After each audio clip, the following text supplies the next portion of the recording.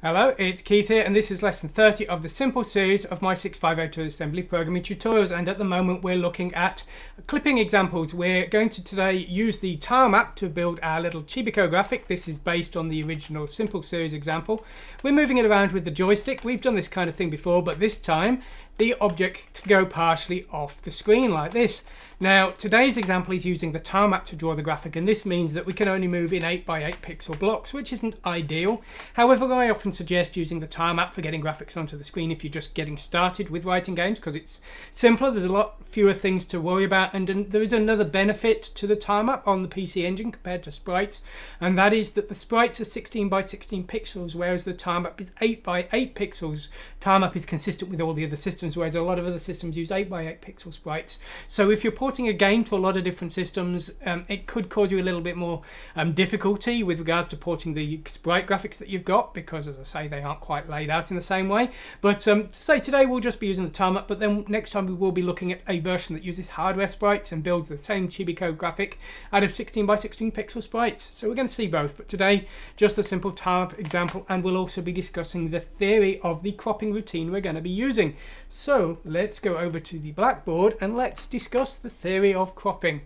Okay, so this is roughly how my cropping routine works. So if you imagine we've got a screen, if you imagine that that is some kind of screen or some kind of well-drawn thing, neither of which is realistically true. And then if you imagine we've got a sprite, and our sprite is going to be represented in some kind of square. In the case of the Chibiko, it's made out of a series of sequential tiles in a grid. But anyway, so we've got our object, and our object will move around the screen and all will be good. However, when our object goes off the screen, we're going to have to recalculate things and work out what we now need to draw. And what we will need to do will depend on the position of the sprite. For example, if the sprite's got off the top of the screen, we're going to have to remove this part of the source data. We're going to have to change the height to this amount, and then we're going to have to draw. So that's what we would do if we've gone over the top of the screen, but the procedure is going to be entirely different if we've gone over the left hand side of the screen. In this case, we would need to skip this part of the sprite, change the width to this, but then after each line of the sprite, before we draw the next line, we're going to need to skip this section here. Now the skip parts in all of these cases are patterns, numbered patterns, but as I say, we're going to have to do that on the left hand side. On the right hand side, we won't need to skip anything before we draw the first line, but we will once again need to skip part after each line, and of course we will need to change the width accordingly. So that's what we'd need to do if we've gone over the left, but over the bottom of the screen the procedure is going to be different again. We'll need to just change the height this time. We're starting from the very first pixel, so we don't need to change anything there. So yeah, a lot of complexity, but it gets even worse because of course we could be going over multiple sides at the same time, so our code is going to have to try and cope with that as well. So that's what we're going to be doing, and the code we've got today should be able to do that for us. If we move our Chibiko around, you can see we can indeed go over two corners of the screen at once, and it does work on all corners of the screens. So that's the theory of the cropping, but there is another issue we need to discuss as well, and that's how we're going to represent the numbered coordinates of the object on our screen. Now, in my tutorials, a lot of them are working on an 8-bit system, which is of course what the PC Engine is, and because we're working in 8 bits, I try and use coordinates that go from 0 to 255, so I can use a single byte for my X and my Y position. However, on a lot of these systems, including the PC Engine, we've got a screen resolution of 256 by 192 or something like that, and so being able to have a coordinate within a single byte and having an invisible area of the screen where the sprite can be partially cropped means I had to sort of rethink how I was going to do things, and I didn't want to use 2 bytes for my X and Y coordinates. So what I do is I've defined a sort of format of logical units, and these are very simply put. One logical unit is 2 pixels. So our 256 by 192 screen becomes a 128 by 96 logical unit size screen, and we can then put this in the middle. As you can see here, we've got our visible screen in the middle here, and then we've got our logical screen from 0 to 255, and in the case of our Chibiko here, well, this Chibiko is partially in the invisible area of the logical screen and partially in the visible area, and so this is how I'm defining my coordinates, and this allows me to have areas of the screen that are invisible but still not use more than a single byte. And because it's basically 2 pixels per logical unit, it's very easy to calculate the maths and convert between logical units and tiles and pixels and sprites and things like that. Okay, well, let's go over to our code and let's see all of that in action. So here's our code, and the first thing you can see here is we've got the definitions of the minimum visible coordinates of the screen and the width and the height in logical units. Now the PC Engine screen is slightly taller. We've got a 224 pixel tall screen defined here in logical units. That's 112 logical units tall, so that's our logical screen. We've also got some temporary variables here in the 0 page. The pairs don't really have any particular meaning. D and D don't mean anything other than a 16-bit pair that is made up of D and D separately. They're based on the Z80 registers, but as I say, they don't have any special meaning. The letters are just pairs of letters. We've got some joystick reading routines here, which we're not going to go into. They're based on the Simple series, so if you need to know how the joystick works, please see Platform Specific or Simple series for that tutorial. I've already covered it elsewhere. What we're going to look at today is this draw player routine. This is where we're going to start, and that covers the do crop routine, which is the dirty work of calculating what we actually need to draw. So what we're going to do here is we're going to load in the first tile number that we're going to use to draw our Chibiko. Our Chibiko is 48 by 48 pixels, and that is 6 by 6, 36 total tiles. So we're going to need a first tile number, and each consecutive tile will be used to draw our Chibiko. So we're using tile 384 effectively here. The first 128 tiles, a part of that area, is actually used by the memory that makes up the tile map, so we can't use that. So we set the top byte to 1. We're setting the bottom byte of the 16-bit tile pattern number here to 128. That's tile 384 in total, and that is where we are loading our Chibiko graphics into. We're loading them here at this memory address, and that is tile 384. So that's how we're doing that. So that's defined our pattern number. We need to define our X and Y position in B and C here. We're defining our width and our height. Now this is in logical units, so 24 by 24 logical units is 48 by 48 pixels, which is the size of our Chibiko. Now what we do next is we are going to run our crop routine, and this will calculate any cropping that's needed. However, it will set the carry if the sprite is completely off the screen, and in that case we don't want to draw anything. So let's have a look at that cropping routine now, and we'll see how that works. Okay, so our cropping routine, well, here it is. Now, firstly, we've got this routine all off screen, and this is executed if the sprite is completely off the screen, and it just sets the carry and returns. And so we'll see that jumped to in various places when our sprite is not viable. We can't draw it. And so what we're going to do first here is we're loading Y with 0, and Y stays as 0 throughout this routine. So you might see Y transferred to the accumulator when we quickly want to 0 the accumulator. Now we're also zeroing sprite hclip, and this is used when our sprite, and that's our sprite there, if our sprite is partially off the left or partially off the right, then after each line we're going to need to skip a few tiles before we draw the next line, and that's what that sprite hclip is. D and D in the 0 page are just two temporary variables we use for our calculations. Okay. So we're going to look at the top of our sprite. So we're loading in the Y position of our sprite in logical units here. And what we're doing first is we're subtracting the minimum visible Y in logical units. And so we've got our sprite, we're basically subtracting it and moving it up based on the logical unit. And if our sprite has gone into a negative coordinate, that means it must be partially off the screen. And so if it's not, then we don't need to do anything. But if it is, we need to work out how much we need to remove.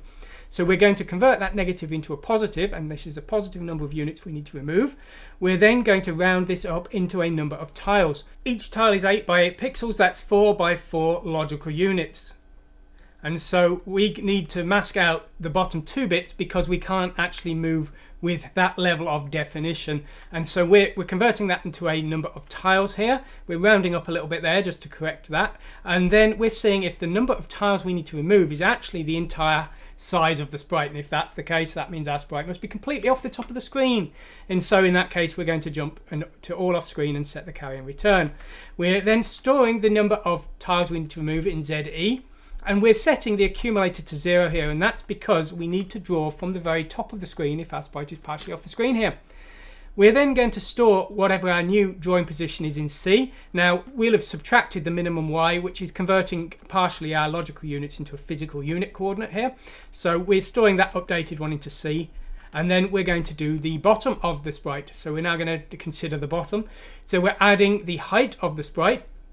We're then subtracting the logical height of the screen, and we're seeing if the result has overflowed, and if it has, then that means the sprite is partially off the bottom of the screen and we need to crop off the bottom of the screen. And so in that case, we're again converting to a number of tiles, seeing if the number of tiles is the entire height of the sprite. If it is, then we're giving up because the sprite must be completely off the screen. Otherwise, we're storing the amount to remove from the bottom in D. So we've got D with the amount to remove from the bottom and E with the amount to remove from the top. So now what we're going to do is we're going to add those two together, and we're going to see if there's anything to remove from the top or the bottom. And if there isn't, then we're going to skip the next section. But if there is, we're going to negate that, and then we're going to add it to the height and update the height. So the height is now corrected for the amount we need to remove. But there's another thing we need to do. Now, if our sprite is off the bottom of the screen, then we need to start from the very first parts of the sprite. But if it's off the top, then we need to skip some of the first tiles. And that's what we're going to do here. Now, we're calculating the number of tiles to remove here. We're taking E, we're shifting that to the right by 2 bits, effectively dividing by 4, converting from logical units to number of tiles, and we're storing that as a count in X. We're then taking the width of the graphic and we're converting that into a number of tiles. And now what we're going to do is we're going to remove any unneeded lines, and this is just a crude loop here that's effectively a multiplication, removing any strips needed from the top of the sprite. Okay, now at this point we've actually done the height, we've cropped the height, we now need to crop the width, and so we're now zeroing D and D again because we're going to start again doing the left and the right.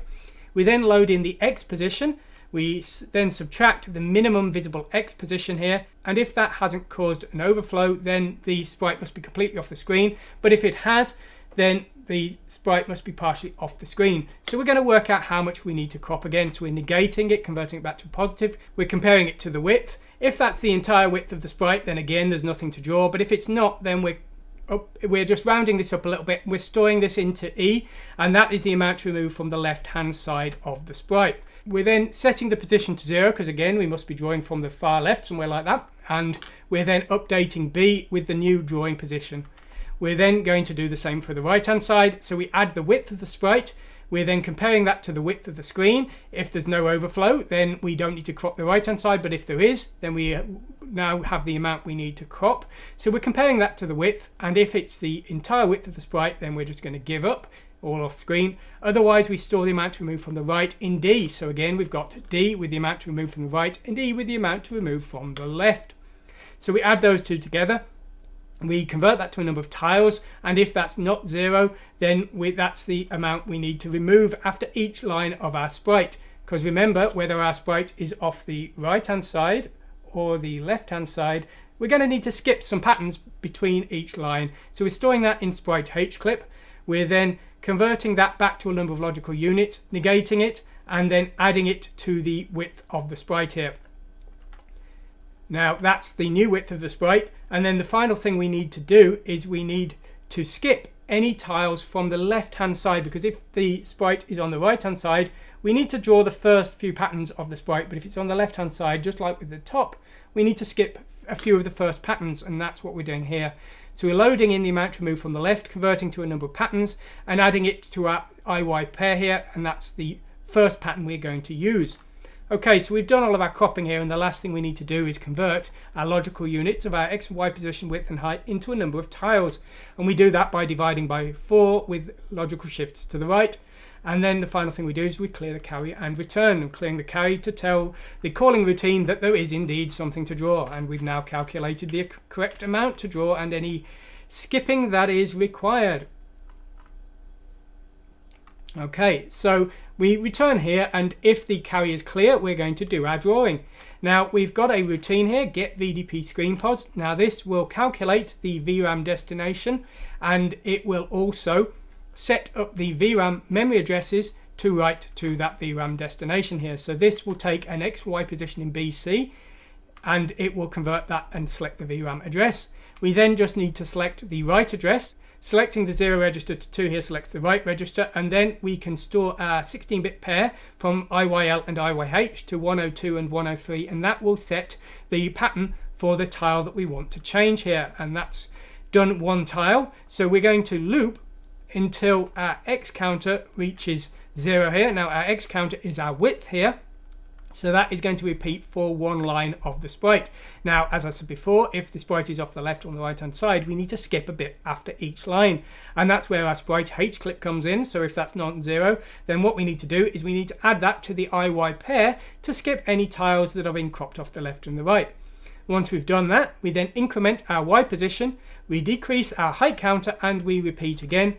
We'll of course use the get VDP screen pos routine again to select the next line of our position in the tilemap, and that will get us ready to draw the next line of our sprite. And that's how we can draw our Chibiko graphic with the tilemap. That's how we managed to create this relatively simple at least example. Now, if you want to see more about how to write to the tilemap and how to select VRAM addresses and things, please see the simple series. I did an example where I drew this Chibiko graphic before, and also the joystick example where I moved a smiley around the screen. So if you need to see more on that kind of thing, please take a look at those where they've already been covered. If you've liked what you've seen today, please hit the like button. If you like the videos, YouTube recommends them to more people and it makes me happy and I make more videos. If you subscribe, you'll see the other videos that are coming, including the next PC Engine example where we do hardware sprites, and the graphic will move around a lot more smoothly, and it will move with not quite per pixel but per pairs of pixels, because the logical units is only in 2 pixel units. But it got a nice hardware sprite example that we'll be looking at then. Anyway, hope you've enjoyed this today. Thanks for watching and goodbye.